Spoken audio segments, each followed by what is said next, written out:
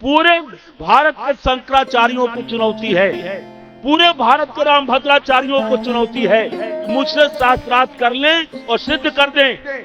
और मैं चैलेंज कर रहा हूं इस मंच से, मथुरा के पवित्र नगरी से अब गंभीर विषय उठा रहा हूं। मैं आपको एक जानकारी देना चाहता हूं, रामभद्राचार्य जिस गुरु से पढ़े हैं व्याकरण, उन्हीं गुरु से मैंने भी व्याकरण पढ़ा।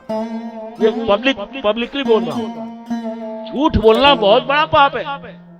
एक बड़े दुख होता है हमको कि ये बड़े बड़े पंडित हैं, बड़े बड़े विद्वान हैं, झूठ बोलते हैं।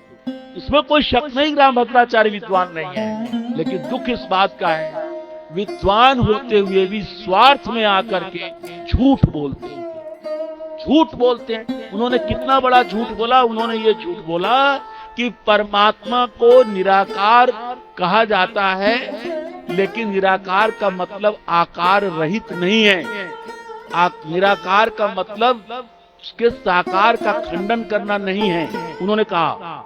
क्योंकि उन्होंने तर्क क्या दिया वो आप सुन लीजिए। वो कहते हैं कि निराकार शब्द जो है वो ये बतलाता है कि वो आकार रहित है, ऐसा नहीं है।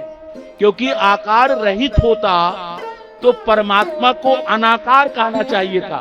यदि परमात्मा वास्तव में आकार रहित है तो रामभद्राचार्य कहते हैं तब उसको अनाकार कहना चाहिए था, निराकार नहीं कहना चाहिए था। हेतु क्या दिया? हेतु ये दिया कि संस्कृत में जैसे उचित होता है, अकार आदि स्वर आदि में उचित में ऊ अक्षर अच है, अच माने स्वर है, और उसका उल्टा कहना होता है तो निरुचित नहीं कहते, अनुचित कहते हैं। अब सुनते जाइए तर्क उनके, सुनने में तो बड़ा अच्छा लगता है, इसका मैं खंडन करूंगा कि उचित को उल्टा कहना होगा तो अनुचित कहते हैं, आवश्यक का उल्टा कहना हुआ तो अनावश्यक कहते हैं, निरावश्यक नहीं कोई कहता।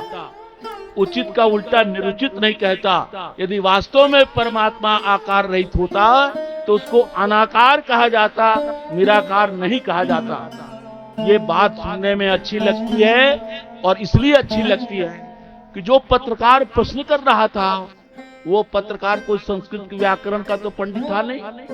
उसके आसपास भी जो बैठे हुए लोग थे वो भी कोई व्याकरण के पंडित नहीं थे।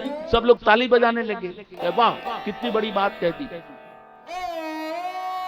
जिस संस्कृत विश्वविद्यालय में वो हमसे बड़े हैं, 3 साल आचार्य अंतिम वर्ष में थे, मैं शास्त्री द्वितीय अंतिम वर्ष में था। उनका पुराना नाम गिरधर मिश्र है। ये मुझे पता नहीं था, मेरे स्टूडेंट ने वो क्या होता है विकिपीडिया देख करके निकाला। हमने कहा ये तो, अब वो कितना गलत बोलते मैं बतला देता हूँ आपको।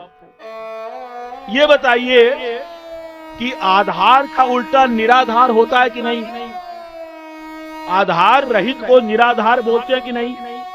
बोलते हैं ना। आश्रय के उल्टा निराश्रय बोलते हैं कि नहीं? आहार का उल्टा निराहार होता है कि नहीं? आहार का उल्टा निराधार है, आधार का उल्टा निराधार है, आश्रय का उल्टा निराश्रय है, आलम्ब का उल्टा निरालंब है, आत्म का उल्टा नैरात्म है। तो ये कैसे कह सकते हो कि निरुपसर्ग आजादी शब्द में नहीं आता प्रारंभ में? ये बहुत गलत बात है। और फिर जो निरुपसर्ग है, वो निरुपसर्ग के बारे में पढ़िए स्वामी दयानंद का अव्ययार्थ, या स्वामी दयानंद से चिढ़ है तो न पढ़िए, अव्यय के ग्रंथ पढ़िए। उसमें लिखा है कि निरुपसर्ग के 2 अर्थ होते हैं। एक अर्थ होता है निश्चय और दूसरा अर्थ होता है निषेध। तो आहार का उल्टा जो निर है निराहार, ये निषेध अर्थ में। आश्रय का उल्टा निराश्रय, निषेध अर्थ में कि आश्रय नहीं है। आहार का उल्टा निराहार, निषेध अर्थ में है। ऐसे ही आकार का उल्टा निराकार भी बनता है और आकार का उल्टा अनाकार भी बनता है। कि आदि गुरु शंकराचार्य ने कहा ईश्वर को साकार कहा है, आदि गुरु शंकराचार्य ने अनाकार भी लिखा है। ये भी बात मजे की बात। जिस अनाकार शब्द की वकालत कर रहे हैं, खुद इन 2 सूत्रों के भाष्य में शंकराचार्य ने लिखा है, तस्माद एवं जातीय केसु श्रुतिषु ब्रह्म अनाकार में वो अवधारितव्य। इस प्रकार के श्रुतियों के मिलने से तय है कि परमपिता परमात्मा ब्रह्म अनाकार ही है। माने जो तुम अनाकार को कहते हो, अनाकार कहा गया है। अनाकार निराकार में कोई फर्क नहीं है। जो अनाकार है वही निराकार है, और ये सारी श्रुतियों में उसको निराकार कहा गया है। जैसे राम भद्राचार्य ने बहुत बड़ा झूठ बोला कि आर्य समाज के प्रवर्तक स्वामी दयानंद रामायण को नहीं मानते, राम को कल्पित बतलाते हैं, इतना बड़ा झूठ। तुम इतनी बड़ी गद्दी पर बैठे हो, 32 लाख रुपया लेकर कथा करने जाते हैं। अमेठी के एक पंडित ने बुलाया, उनको 32 लाख रुपया लिया। रुपया लो, 32 लोग खिला, चाहे 52 लाख लो, हमें उसमें कोई आपत्ति नहीं है, लेकिन झूठ क्यों बोलते हो? स्वामी दयानंद के ग्रंथों को कोई न पढ़े, अब बिना पढ़े कह दे तो समझ में आता है, लेकिन आप अच्छी तरह जान लीजिए, ये जितने शंकराचार्य हैं, जितने राम भद्राचार्य हैं, ये जितने पंडित हैं, दयानंद के सारे ग्रंथों को पढ़ते हैं। ऐसा नहीं कि नहीं पढ़ते, सब पढ़ते हैं, लेकिन झूठ बोलते हैं, करोड़ों जनता को अंदर गफलत पैदा करते हैं। आप इतनी झूठी बात बोलते हो कि राम को कल्पित कहते हैं रामायण।